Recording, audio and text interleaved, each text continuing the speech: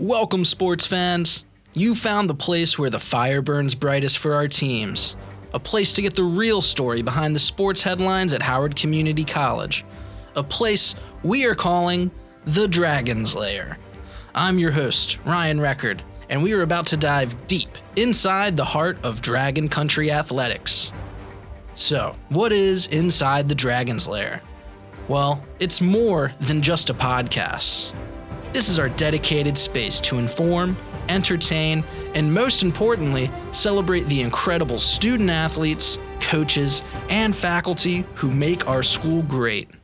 You'll hear in-depth coverage, personal stories, and insights you simply can't get anywhere else.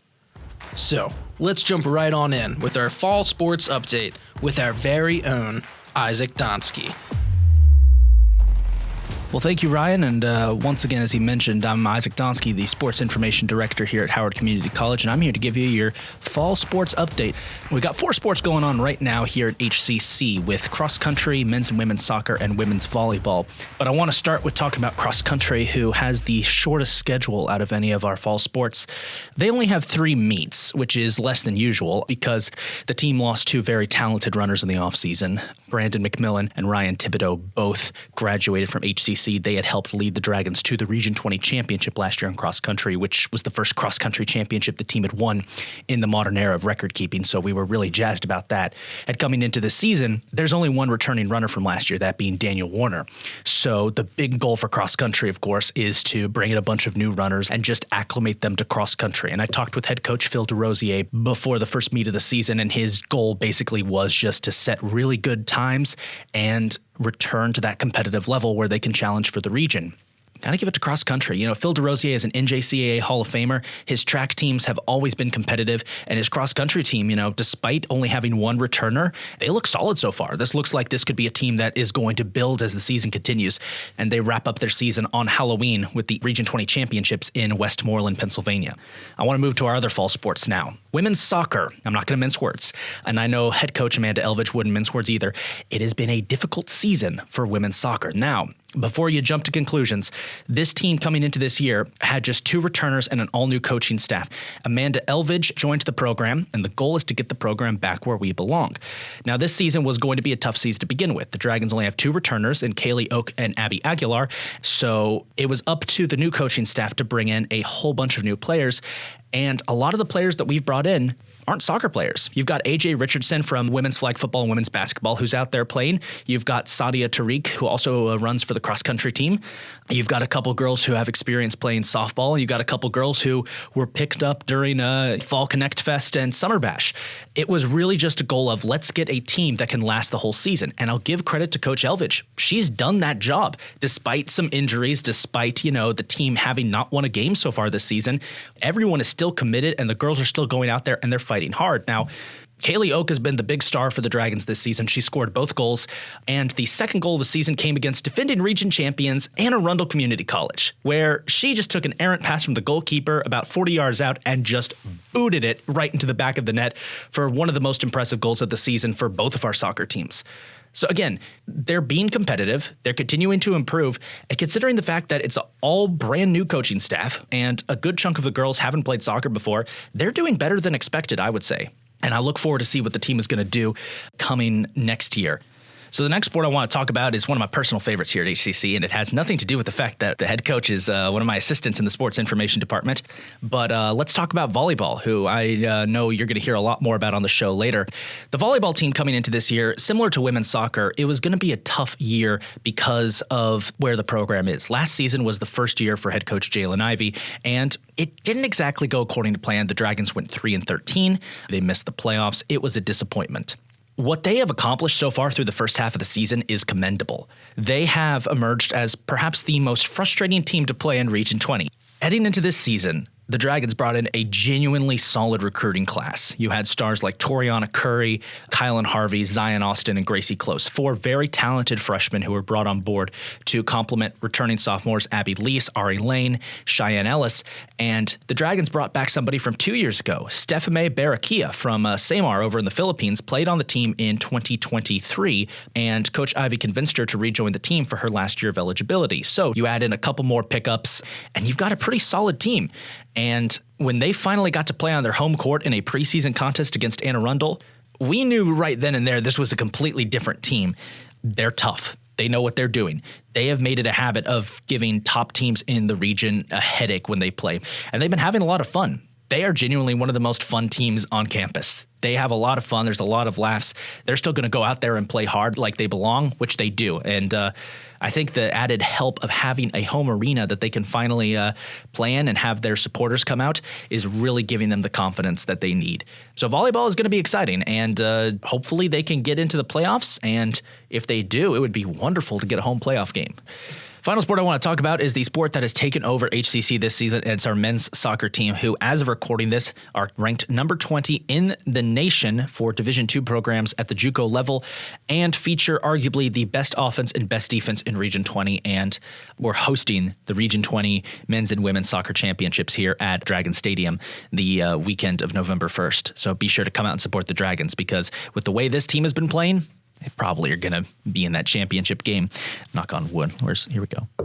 Coming into this season, the Dragons, last year, it was the first year under head coach Rob Ryerson, former U.S. national team player, actually scored a goal against Costa Rica back in, I want to say, 1989. Ryerson brought in a new coaching staff and set to work getting the program back to where it was. The Dragons had been a Division III powerhouse throughout the 2010s, but upon transitioning to Division II in 2021, they just had not been able to, break through. Well, last season, it looked like we were starting to get somewhere. The Dragons jumped out to a 5-0 start. They were scoring a lot of goals, but then the injury bug hit, and the Dragons got ravaged by injuries and just could not find victory over the last month of the season. It was a disappointing end for the Dragons, and it left a bad taste in a lot of people's mouths. During the offseason, Coach Ryerson went hard to work to get some international students in, and the results have been fantastic. The Dragons have representatives from Mexico, El Salvador, Serbia, Costa Rica, and Ethiopia on the team. They brought in some really talented international players like Peja Ilic and Uros Jankovic from Serbia, and from Ethiopia, they brought in a trio of incredibly talented players from the St. Ragul Church School, Yebsira Tesfaye, Bini Gari, and Kiar Sani, all three of whom have been arguably the three best players on the team, I'd say. Gari's one of the best defenders the Dragons have. Tesfaye is one of the best players in the entire region currently. He leads the entire region in total shots and assists and is third in goals and points. And then Kiar Sani is one of the best midfielders in Region 20. So Ethiopia has proven to be the biggest asset to the Dragons, but of course, bringing in all these talented players, along with the returners like Brian Barrientos, Rafa Benitez, Kevin Ruby, Alfonso Argueta, all these returners from last year. I should also mention, too, the Dragons, brought in a bunch of talented freshmen from the Howard County system. Jonathan Sanchez in net, Nick Marecki, Denny Mora, and then they brought in a transfer from CCBC Essex. If you can't beat them, grab one of their players, and we did, in Donnie Freyer. All these players I've mentioned, by the way, are ranked in the top 10 in terms of different statistics in Region 20, which tells you all you need to know. The stands have been packed at Dragon Stadium. We've got fans coming out. We've even got the beginnings of a little bit of some ultras in the stands. They're loud. They can be annoying to the opposing team. They're making a lot of noise. They're doing a lot of chants. It's fun to see that the community here in Columbia and the HCC community is recognizing that men's soccer is quickly becoming one of the top programs in Region 20. So that's your sports update. Plenty of action so far in this fall season. With that being said, this is Isaac Donsky, your sports information director, the big man on the mic in the booth, signing off from the sports update, and we're throwing it back to Ryan.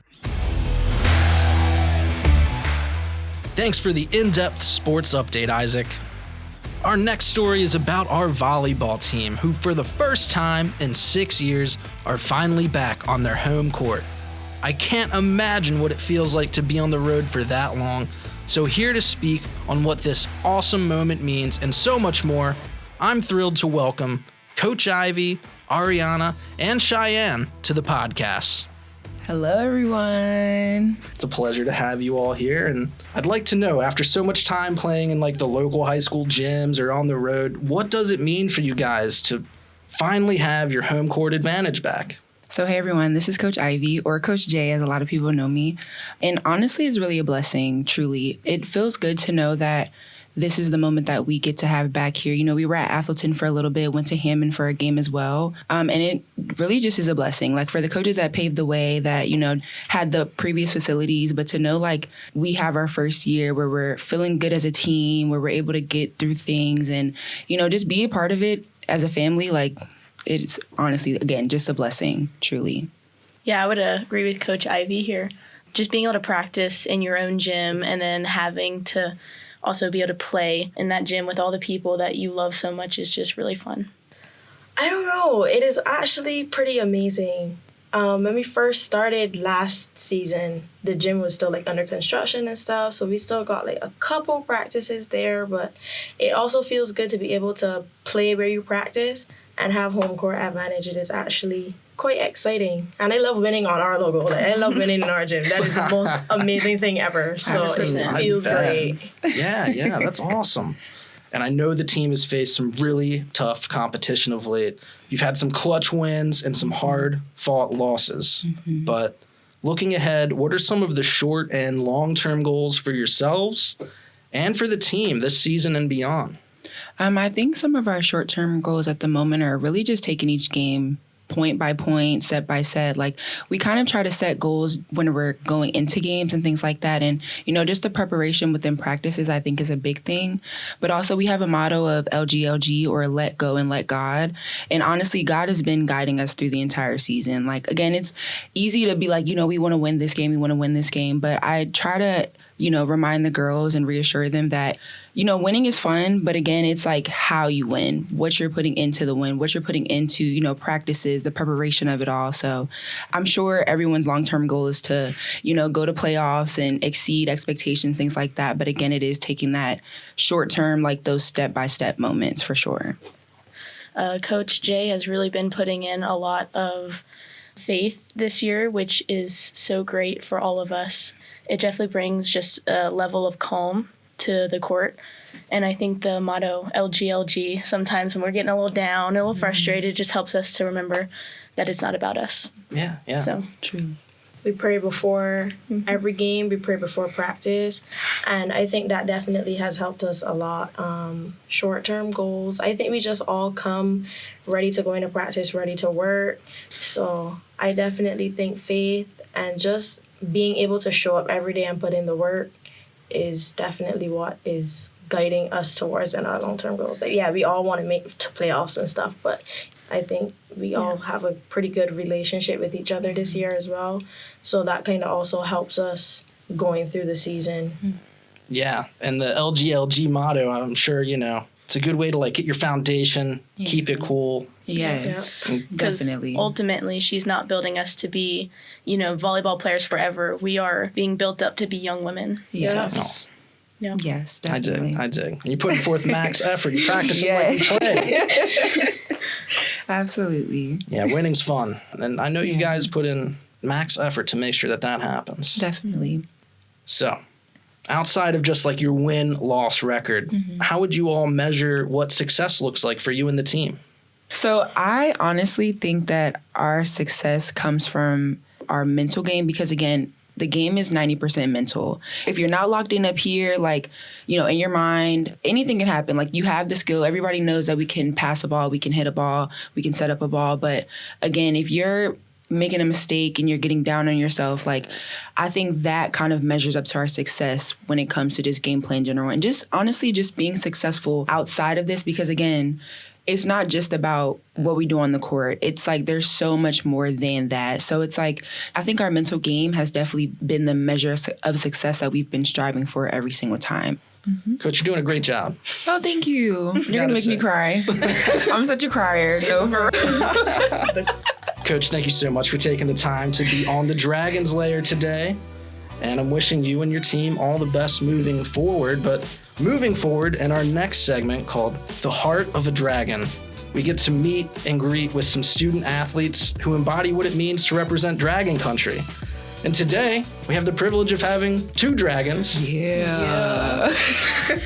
And we're getting to know Cheyenne Ellis and Ariana Lee, who are two standout sophomores on the volleyball team. So, according to your coach here, you are a key part of your team's identity. And I just want to know, what is your guys' favorite part about being on the team? Definitely my teammates. They make the practices so much fun. Just being able to see them and laugh with them is just, it makes my day a lot better. Agreed. most of us are out of class pretty early in the day. So most of the time we just hang out in the locker room, chill, probably like go get food, like different just little things that we can connect on and off the court. That off-court connection definitely helps us then when we're on the court to kind of play together and love on each other. And Yeah. That sisterhood, if you will. yes, agreed. So as student athletes, you're constantly balancing, practice with games and your own personal studies. And what would you say is like the secret to managing all of that?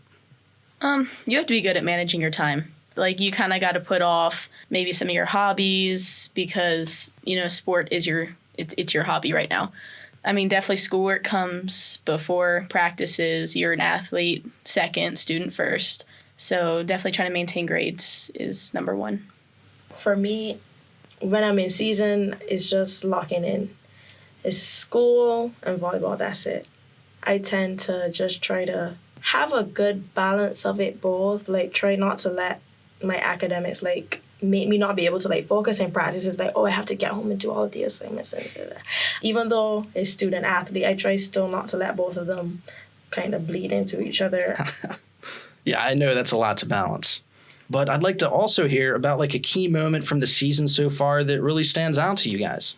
Is there like a turning point, something that's special that you'll never forget? Honestly, I think our turning point was last night. Oh, yeah? Honestly, the energy was so much different last night. My parents even said it in the stands. They said it just looked like a different team. They said it looked a lot more fun, a lot more energetic, and it felt both those things as well. So that was honestly a really good win. I definitely agree. Coach said that was our best mental game for the season, and I could agree. Mm-hmm. I love that. Super relevant. Happened yesterday. Yeah, exactly. Last night. Right time, right place. Now we're here talking about it. That's awesome. So aside from Coach, who would you all say has been a really big influence to this point, and what's the kind of impact that they've had on you? Okay, so straight off the top of my head, I'm going to think about my mom, because she was also a student athlete. She played volleyball, netball, basketball. Like, she was an all-around athlete. That's kind of how I got into the sport. And being an international student here, it's definitely harder, like, being away from her, but still always having her support.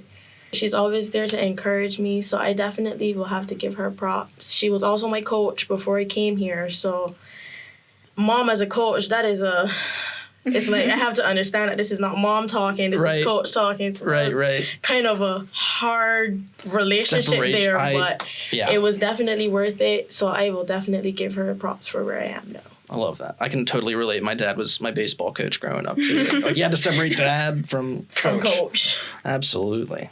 Obviously my parents, they've always been there for me, but one person that I really like need most of the time during my whole year is my older brother. He was a student athlete as well in college, and he did double major, so he understands like how hard it can be, and he's also like my tutor for chemistry. So like he obviously, like, I call him a lot and we talk about like literally everything. So I dig that. So looking towards the future, what's the next step academic wise? I plan to go to vet school at UMD. So Cool. It's going to be a hard track, but a lot of fun. Yeah. I also plan to transfer to a 4-year, not exactly sure what yet, but business marketing, that type of field is what I'm looking to go into. So that is my next step. And also to like go on and continue playing at a 4-year. But Right on. And also, like, what are some of your personal goals moving forward to achieve with your team? I think just the level of excitement we had and energy we had last night. I mean, I think we should really be striving to hit that every game and every practice, because it was honestly like mind-blowing how it went on the court. I mean, last night was really, really, really exciting. Yes. Not only just to win at home, but for all of us to just play our game, play together, have fun together. It was so amazing. Yeah. And that momentum is infectious. It's contagious. So keep it rolling and take 100%. It point by point, like Coach was saying. And communication, too, is another thing. Yes. I feel like Coach always is screaming, communicate. Yeah. She's like, y'all talk all day. All day y'all talk, and then y'all don't want to talk when y'all get on the court. So I think communication is definitely going to be a success point for us. Like last night, we talked to each other. We let go of the mistakes, and we just kept rolling. We just kept going. We kept going, and 3-0. Let's go. So I definitely think that is also going to be a success point for us once we keep communicating and playing with each other how we did last night. I dig. And ladies, thank you so much for taking time out of your busy schedules to join me on Inside the Dragon's Lair. Thanks for having us. Thank you. Thank you.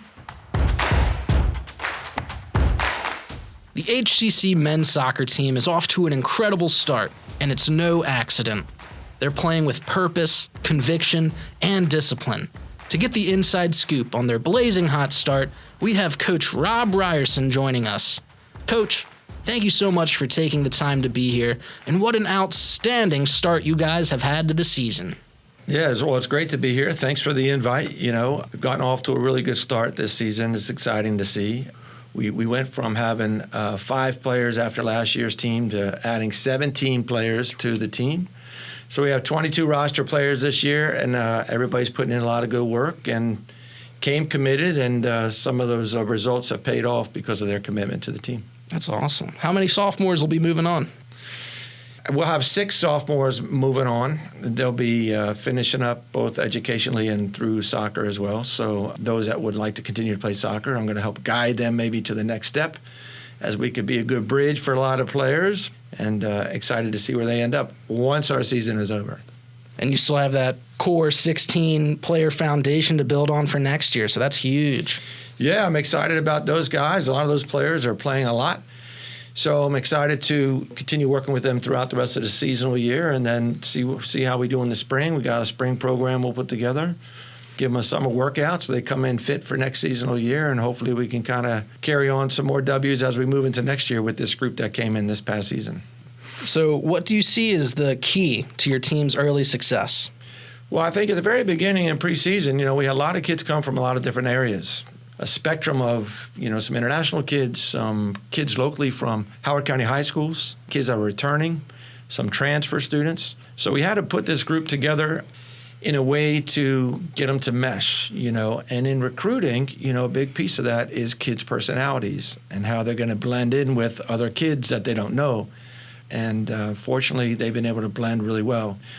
Obviously, winning, everybody likes it, so everybody gets along when we're winning. When things aren't going right in a game, we have to deal with some of those challenges. And what I continue to educate the kids after each match is, hey, listen, if things don't go well, just continue to do what you're supposed to be doing, work together with your teammate, keep a good focus, have good mentality, because in a soccer game, things go up and down. You get scored on, you score a goal. You get a yellow card, a ball goes out of bounds, supposed to be your ball, but referee calls it to somebody else.